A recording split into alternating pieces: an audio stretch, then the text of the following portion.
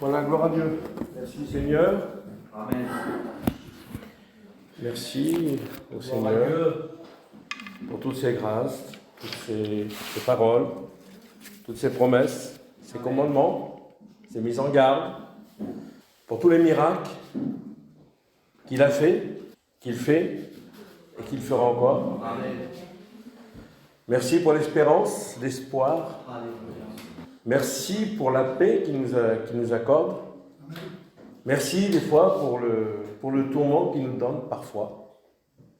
Ce tourment qui nous fait remettre en question. Tout doit nous donner une leçon et tout nous amène à une conclusion. C'est celle-ci. Dieu a toujours raison. Amen.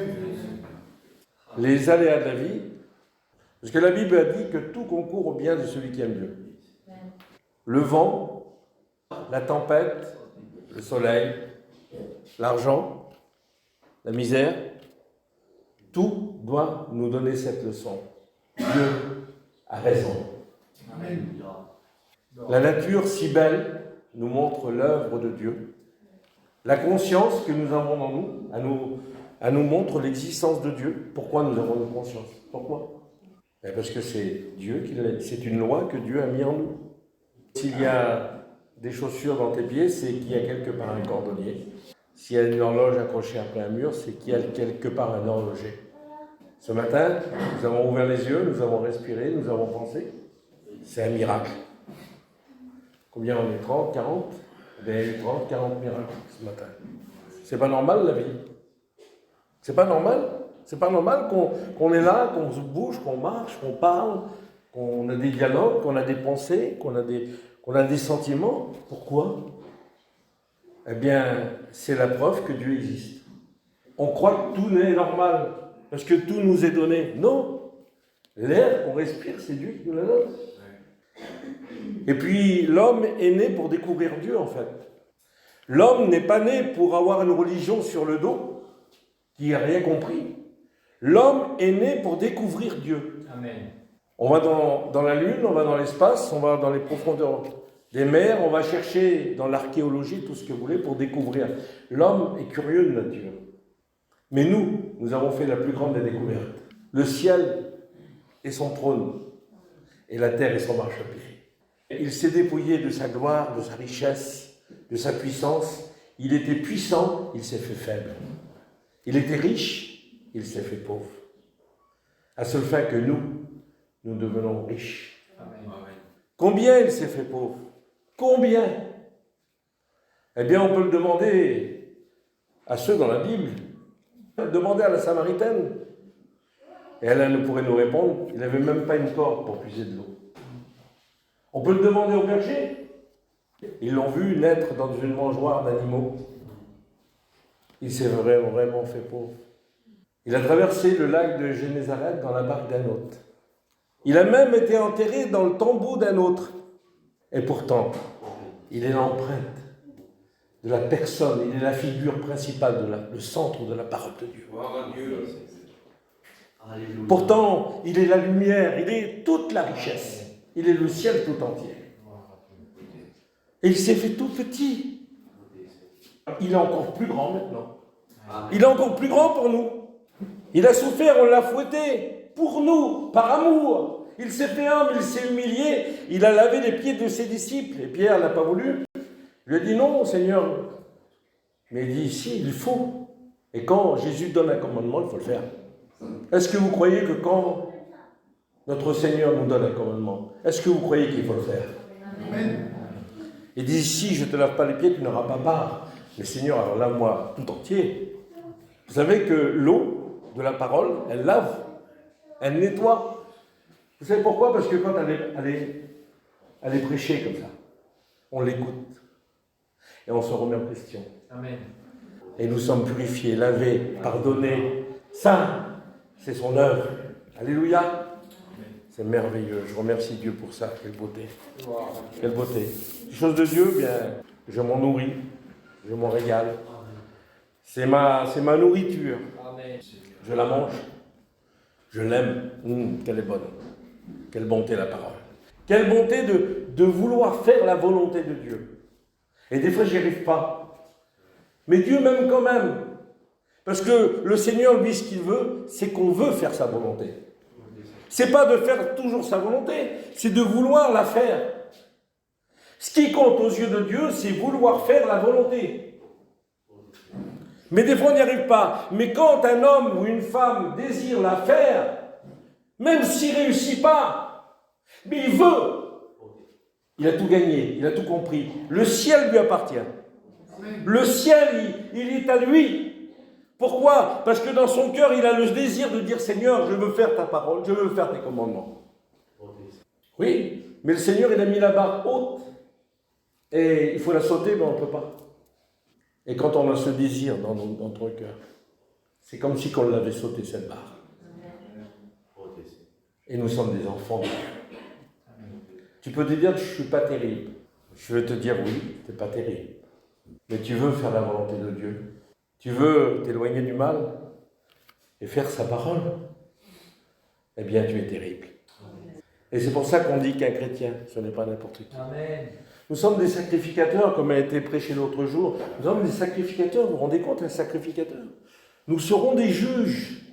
Alors portons le nom du Seigneur dignement. Ne nous comportons pas n'importe comment, ne disons pas n'importe quoi. Soyons bien droits dans nos bottes. Marchons d'une manière digne, comme le Seigneur nous a demandé de le faire. Nous avons tout à gagner. Amen. Pas seulement le ciel, parce que le ciel est déjà gagné. Mais des bénédictions en abondance, des conversions. Parlons de miracles, et nous verrons des miracles. Parlons de conversion, nous verrons des conversions. Mais si nous parlons de misère et puis d'angoisse, eh bien nous verrons la misère et l'angoisse. Et si nous disons, ah là là, je ne suis pas bien, ben tu ne seras pas bien. Mais Jésus a dit, si tu as la foi, tu diras à ce sycomore, déracine-toi et va te planter dans la mer. Tu diras. Moi, j'entends trop de chrétiens qui disent, on n'est pas terrible, on n'est pas terrible. Moi, je n'aime pas cette parole-là. Ce n'est pas de la vantardise, je le dis devant le Seigneur. Hein. Mais moi, je suis terrible. Je suis terrible, je suis un homme terrible. Seigneur, je suis un homme terrible. Mais pourquoi? Parce que le Seigneur est avec moi. Parce que je lui fais confiance. Gloire à Dieu. Ah ben c'est vrai, j'ai pas toutes les capacités. Mais je ne vais pas dire que je ne suis pas terrible. Parce que je ne serai pas terrible. Le Seigneur, ce n'est pas marqué dans la Bible. Ce mot-là, on ne le voit même pas d'ailleurs. Disons, nous sommes des enfants de Dieu. Amen. D'ailleurs, le mot chrétien veut dire petit Christ. Amen. Vous savez que les plus grands théologiens, on n'arrive pas à leur doigt de pied. Quand on dit la théologie, ça veut dire le sens des Écritures, mais ça veut dire aussi plein de choses. Ça veut dire le contexte de l'époque, comment les coutumes, comment ils vivaient, les traditions qu'il y avait. Il y a tout un éventail tellement grand et riche. Ces hommes-là connaissent l'archéologie, ils connaissent l'histoire, ils connaissent l'histoire de l'Église, mais ils connaissent toutes les profondeurs, et l'hébreu et le grec. On peut connaître tout ça et être perdu. Donc la connaissance, c'est très bon. Parce que le Seigneur nous dit, manque de connaissance, mon peuple se meurt. Mais la connaissance, il faut la vivre. Il faut la mettre en pratique. Parce que de connaître, c'est bien, mais de faire, c'est mieux. Il y a des chrétiens qui ne savent pas lire, mais c'est des véritables chrétiens. Ils n'ont peut-être pas cette grande connaissance d'un grand théologien, mais le ciel leur appartient. Gloire à Dieu. Leur nom est inscrit dans le livre de vie. Et quand ils prient, alors Dieu répond à leurs prières. Ils sont enracinés et profonds dans une connaissance spirituelle, dans les choses de Dieu. Ils n'ont pas la connaissance intellectuelle, mais ils ont la connaissance du cœur. Et c'est ce qui compte. Quelle beauté, Seigneur. Alors, vous savez, moi je peux être un grand prédicateur, là derrière un micro, avoir un beau costume, les dents bien blanches, bien peignées comme ça.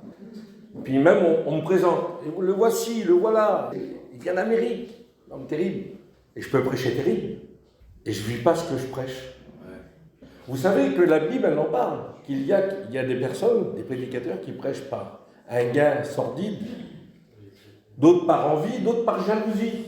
Ça existe dans le monde, hein. Mais vous savez ce que dit l'apôtre Paul? Qu'importe, le nom de Jésus est proclamé. Ça veut dire par là que si moi je ne vis pas ce que je prêche, bien la parole que je dis, si elle est biblique, ben les gens sont sauvés. Et pourtant, moi je suis perdu. Mais ce soir, je vais vous dire une chose, moi je vis ce que je prêche. C'est pas de la prétention, je suis consacré à Dieu. Moi, mon objectif, c'est pas le ciel, puisque le Seigneur l'a gagné pour moi. Moi, je suis sauvé. Mais non, mon objectif à moi, c'est faire sa volonté. Mais c'est pas facile, et il nous a dit un petit peu. C'est un renoncement, c'est savoir porter sa croix. Et est-ce que vous voulez qu'on rentre un petit peu dans la lecture? On va rentrer dans la lecture. C'est dans le premier épître de Jean. C'est dans 1 Jean. On l'appelle l'apôtre de l'amour. Eh bien, c'est pas pour rien. C'est pas pour rien qu'on l'appelle comme ça. Parce que il va mettre en relief l'amour. L'amour avec un grand A. Hein? Vous avez 3 sortes d'amour. Mais l'amour qui va nous parler là, c'est pas l'amour philéo, ni éros, mais c'est agapé. C'est d'aimer sans attendre en retour. C'est l'amour de Dieu. C'est pas aimer pour recevoir, c'est pas donner pour recevoir, c'est donner tout simplement par amour. Et voilà l'amour que Dieu attend de chacun de nous. Et l'amour, on dit toujours, c'est ce qu'il y a de plus important. Et oui, c'est ce qu'il y a de plus important. Car si Jésus est venu, il a eu tant de mal sur cette croix, c'est tout simplement par amour pour nous. Et cet amour-là, eh bien, il veut qu'elle découle sur nous par le Saint-Esprit. Qu'on la reçoive et qu'on la donne. Qu'on soit des canaux de bénédiction. Nous devons être une source de bénédiction pour ceux qui nous entourent. Amen. Et si nous sommes rassemblés dans ce lieu qui s'appelle une assemblée, c'est pour devenir meilleurs. Amen. Amen. Et c'est ça notre but. Quel est notre but à nous? Un jour, nous avons accepté Christ comme sauveur. Nous avons cru que Dieu a envoyé son Fils et qu'il est mort pour nous. Est-ce que la vie chrétienne, ça s'arrête là? Est-ce qu'on essaye, on est sauvé et puis bon? Mais non. C'est le début, ça. Il faut non seulement accepter Christ comme sauveur, mais il faut l'accepter comme Seigneur. Et le Seigneur, il règne sur ces sujets. Et nous devons écouter le Seigneur. Est-ce que vous voulez écouter le bon Seigneur? Amen. Eh bien, moi aussi, je veux l'écouter. Pour être sauvé? Non. Déjà, pour ne pas me perdre. Parce qu'il y a des chrétiens qui se perdent. Pour être sauvé? Non. Mais pour lui ressembler à lui. Amen. Pour faire sa volonté. Pour être à son image. Pour produire du fruit. Que nous puissions avoir des fruits en abondance. Que nous puissions chercher les vertus chrétiennes. Que nous puissions les manifester. Vous savez, nous sommes comme un arbre planté près d'un courant d'eau. Le courant d'eau, c'est la présence de Dieu, le Saint-Esprit et la parole de Dieu. Et nous devons avoir des racines profondes qui puisent là-bas, loin, dans les profondeurs de la terre. Et si vous écoutez cette parole-là, dans les profondeurs, et révélée par le Saint-Esprit, qui sont les profondeurs de Dieu, eh bien là, nous serons comme un arbre qui portera des fruits. Et le fruit, lui, il n'est pas caché comme les racines. Les racines, c'est la prière. Les racines, c'est la lecture. Les racines, c'est la consécration. Mais les fruits, c'est ce que nous produisons. Quand vous approchez d'un arbre de fruits, vous cueillez ce fruit et vous mangez ce fruit. Il est bon. Le Seigneur, il ne veut pas qu'on produise des fruits amers. Amen. Oui, Seigneur. Le Seigneur, il ne veut pas qu'on soit méchant. Le Seigneur ne veut pas qu'on ait un mauvais caractère. Il est dit du Seigneur Jésus qu'il était doux et humble de cœur. Nous voulons produire du bon fruit. La sève qui va monter de ses racines pour aller jusque dans ce fruit, elle s'appelle l'amour. Et si nous agissons toujours par amour, eh bien on ne s'en trompera jamais. On agira toujours bien. On est sur la bonne voie. Quand on agit par amour, on ne peut pas se tromper. On est sur la voie royale. Amen. Et je fais une petite lecture vite fait. Dans le premier épître de Jean, ce qui était dès le commencement, ce que nous avons entendu, ce que nous avons vu de nos yeux, parlant de Jésus, ce que nous avons contemplé, donc Jésus, nous déjà on le contemple sans le voir, mais on l'imagine. Imaginez-le sur les chemins poussiéreux de Jérusalem, de Nazareth. Imaginez-le. Il n'a pas une couronne en or. Il n'a pas des chevaux blancs qui l'accompagnent. Il n'a pas des serviteurs qui le suivent. Mais il a une simple tunique avec une corde et des sandales en cuir. Et il arpente les chemins poussiéreux d'Israël, de Jérusalem, de Nazareth, de Bethléem, dans une simplicité, un dépouillement de tout honneur, de toute gloire. Et par là, il nous montre toute la grandeur et la richesse du ciel. Imaginez-le. Alors, je l'imagine et je le contemple. Et je l'aime. Est-ce que vous l'aimez? Lui, il nous aime plus que nous, on l'aime. Quelle beauté. C'est une relation d'amour paternel, d'un père à son fils. Un jour, je pensais, comment parler aux gens? Et le Seigneur me dit, parle aux gens comme si tu parlerais à tes enfants. Avec amour. Quand je parle à mes enfants, j'ai un respect, je ne veux pas les vexer, je veux les honorer, je veux qu'ils aient de l'importance, les petits. Alors, les petits se comportent bien, je les regarde, ils ont une attitude, ça me fait du bien à moi. Parce que c'est des hommes, et ils agissent bien, ils parlent bien, ils sont polis, ils sont corrects, ils sont honnêtes. Parce que j'ai tout fait pour ça. Eh bien, quand tu parles à quelqu'un, à ton cousin, ta cousine, à ton oncle, à ta tante, à un gadjo, à n'importe qui, parle comme si tu parlais à tes enfants, avec de l'amour. Et tu verras comme il y a l'Esprit de Dieu descendra sur toi. Amen. Et là, tu portes du fruit. Et quand tu parles avec amour, tu ne te trompes jamais. Amen.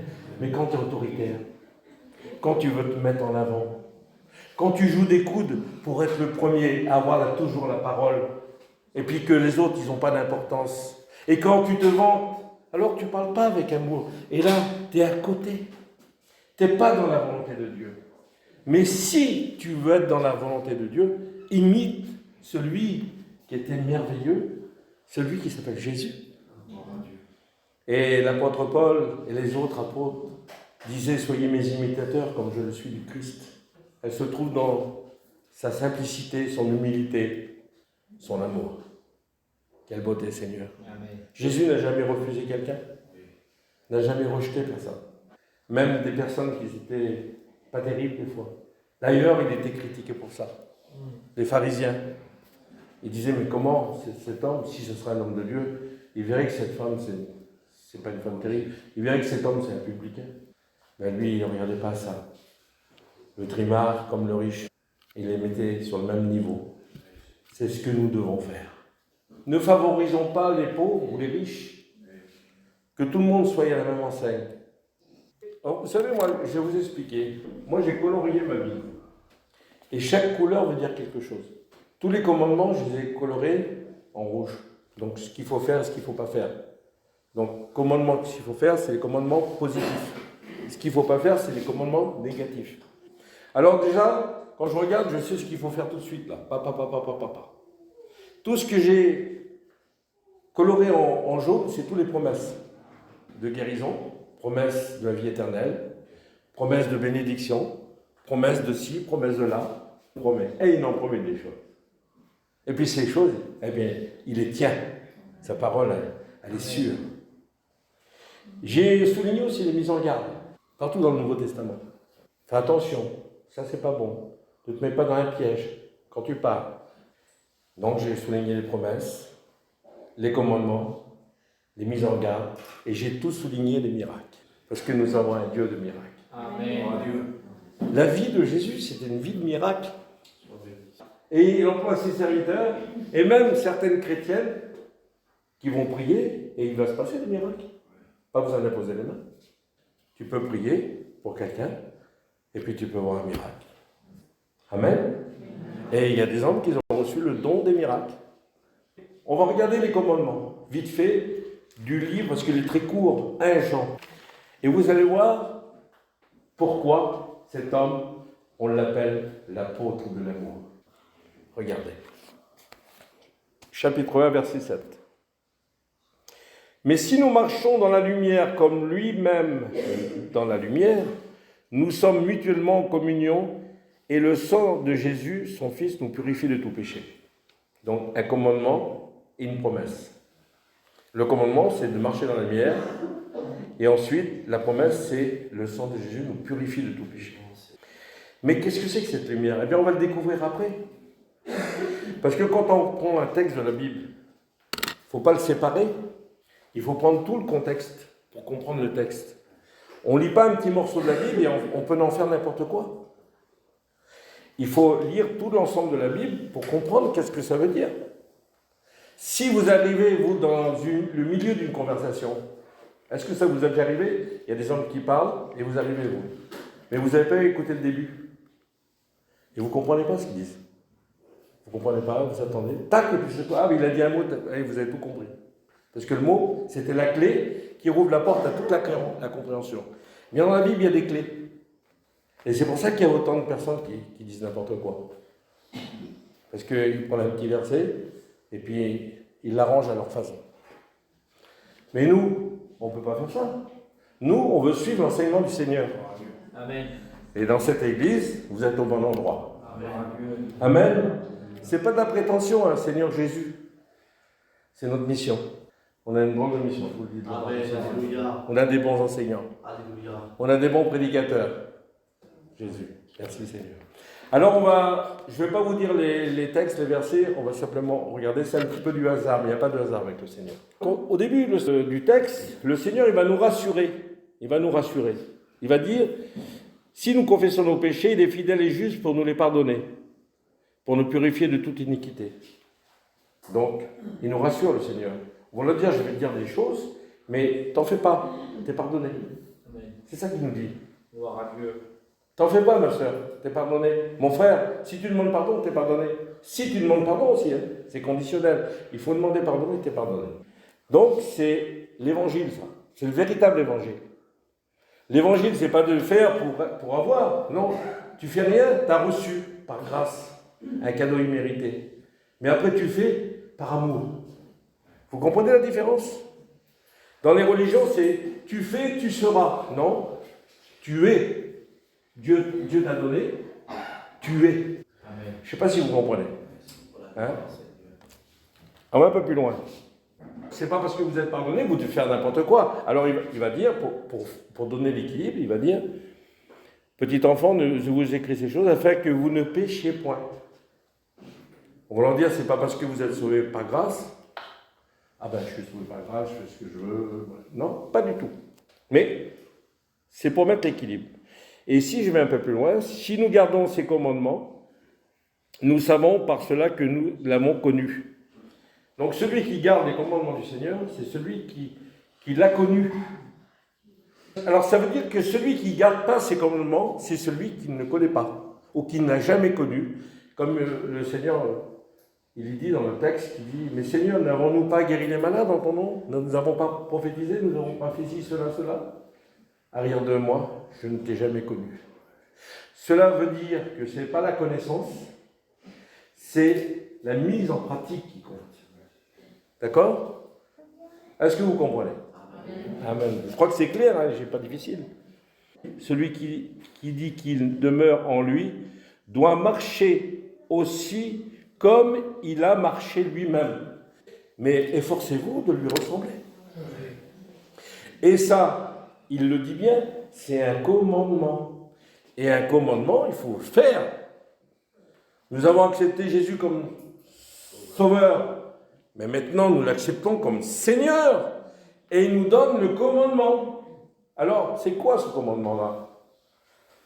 Eh bien, nous allons voir tout le long, c'est de nous aimer les uns les autres. Amen. C'est l'amour. Amen. J'ai eu une petite pensée, je vais vous la dire. Il y a des gens qui disent, ah, dans la mission, il n'y a pas d'amour. Ah ben, il est beau le serviteur, il n'a pas d'amour. Ah ben, ils sont beaux les chrétiens, ils n'ont pas d'amour. Celui qui parle comme ça, il est complètement à côté de ses pompes. Il ne fait vraiment pas la volonté de Dieu. Parce que la Bible, elle ne nous dit pas d'attendre de l'amour des autres. On peut attendre longtemps. Non, le commandement de Dieu, c'est d'aimer. Sans attendre en retour. Les chrétiens en priorité, mais aimer tout le monde. Et puis même aimer ceux qui nous détestent. Amen. Ceux qui nous tournent les talons. Ceux qui ne sont pas commodes, ceux qui sont énervants. Ceux qui nous vexent. Ceux qui sont embêtants. Ceux qu'on ne voudrait pas voir, des fois. Efforçons-nous, selon notre force, de faire sa volonté. Est-ce que vous voulez faire sa volonté? Ben moi aussi, je veux la faire. Alors là, c'est vrai que c'est dur. Non, il faut le dire. C'est très dur. Mais quand c'est donné par le Saint-Esprit, quand vous vous nourrissez de la parole et que vous allez à la réunion, que vous écoutez la parole, quand un cantique vous touche, vous êtes là, et le prédicateur il prêche et vous êtes béni à votre place. Vous ressortez, ben vous avez la force de le faire. Parce que vous vous nourrissez d'un feu qui vient du Seigneur. Un feu qui n'a pas été allumé par les hommes, qui a été allumé par Dieu lui-même. C'est un feu qui vient du ciel, comme ce buisson qui ne se consumait pas. Nous avons ce feu, c'est la parole. Moi j'ai ce feu qui brûle en moi. Aïe, aïe, aïe, quelle bonté Seigneur. N'aimez point le monde, ni les choses qui sont dans le monde. Alors, qu'est-ce que c'est que l'amour des choses du monde? Alors, est-ce que c'est les grosses voitures, le beau matériel, les terrains, l'argent? Ben, c'est pas tellement ça. Hein. C'est-à-dire, c'est pas tellement ça. C'est pas bien avoir des sous. Hein. C'est la convoitise. Il y a des trimards qui convoitent. Et ils n'ont pas de sous. Mais c'est des convoiteurs. La convoitise de la chair, les passions, les mauvais désirs. Ils nourrissent ces choses. Voilà ce que Dieu est contre. C'est pas une belle auto, mais que vous ayez tous des belles autos. Mais c'est quand même plus beau de vivre sobrement. Dieu n'est pas contre un loisir, je le dis de la part du Seigneur. Ceux qui disent, il ne faut pas faire ci, il ne faut pas faire là, on appelle ça des légalistes. Ah, on ne peut pas rentrer dans un café, boire un verre. Ben, moi, si j'ai envie de boire une bonne bière, je rentre dans un café, je bois une bonne bière. C'est pas de dire interdit ça, mais non, ça c'est du légalisme. La Bible ne parle pas comme ça. Il faut que nous, on emploie le langage de la Bible. On n'est pas une secte. Faisons nos affaires, mais toujours faire passer Dieu avant. Gloire à Dieu. Toujours faire passer à Dieu avant. On sait bien qu'il ne faut pas regarder des vilaines choses. Mais même des belles choses, il ne faut pas les regarder. Un beau film. Si vous passez tous les jours des heures et des heures devant des beaux films, même s'il n'y a rien de vilain, ben vous perdez du temps. Ce qui compte, c'est faire sa volonté avec ce qui est marqué dans la Bible. Regardez ce qui est marqué dans la Bible. La convoitise de la chair, la convoitise des yeux, l'orgueil. Mais l'orgueil, ce n'est pas la fierté. Moi, je peux être fier d'un travail que j'ai accompli, mais ce n'est pas la fierté, ça nous tient dans la dignité. Quelqu'un qui n'a aucune fierté, là, il fait n'importe quoi, il est tordu, il marche tordu. Il n'a pas de savoir-vivre, il n'a pas de noblesse. Vous voyez ce que je veux dire? Mais quelqu'un qui est un petit peu fier, ce n'est pas de l'orgueil. La différence entre la fierté et l'orgueil, c'est grand. Le plus grand péché, c'est l'orgueil, parce que moi, je veux passer devant l'autre, je suis mieux que l'autre, je joue des coudes, c'est moi le premier, c'est moi qui ai toujours raison, c'est moi qui parle. C'est ça l'orgueil. Quelqu'un de digne, quelqu'un qui fait attention à ce qu'il dit, qui ne dit pas des vilaines choses dans sa bouche. Quelqu'un qui se comporte bien, qui est bien droit, qui a une vie bien réglée, pas plus bon monde. Est-ce que vous êtes d'accord avec moi? Amen. Cultivons les choses de Dieu. Vous avez compris? le message, écoutez ces paroles, ils viennent de la Bible. Gloire à Dieu. Nous devons nous aimer les uns les autres et ne pas ressembler à Caïn. Caïn, lui, il a offert un sacrifice à Dieu, c'était les fruits de la terre. Abel, lui, il a offert un agneau. C'était une préfiguration de l'agneau qui allait mourir pour nous. Mais pourquoi son sacrifice n'a pas été agréé à Caïn? Parce que c'était les fruits de la terre? Non. Parce qu'il n'avait pas d'amour dans son cœur.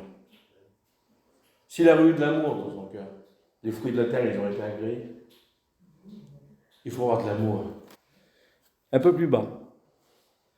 Nous savons que nous sommes passés de la mort à la vie parce que nous aimons les frères. D'accord? Un peu plus loin. Aussi nous devons... Alors, nous avons connu l'amour en ce qu'il a donné sa vie pour nous. Écoutez ça. Nous aussi, nous devons donner notre vie pour les frères. Donner notre vie, c'est pas mourir, hein, c'est pas se tuer. Hein. Donner sa vie, c'est prendre du temps. Quelqu'un parle, puis nous, on est présents. Ce qu'il nous dit, c'est pas trop intéressant, mais par amour, écoutons cette personne-là. Prenons du temps. Donnons-lui de l'importance. Et cet homme ou cette femme sera content. Vous savez, quand on honorait, qu'on fait attention à nous, c'est terrible. C'est ce que Dieu demande de nous pour tout le monde.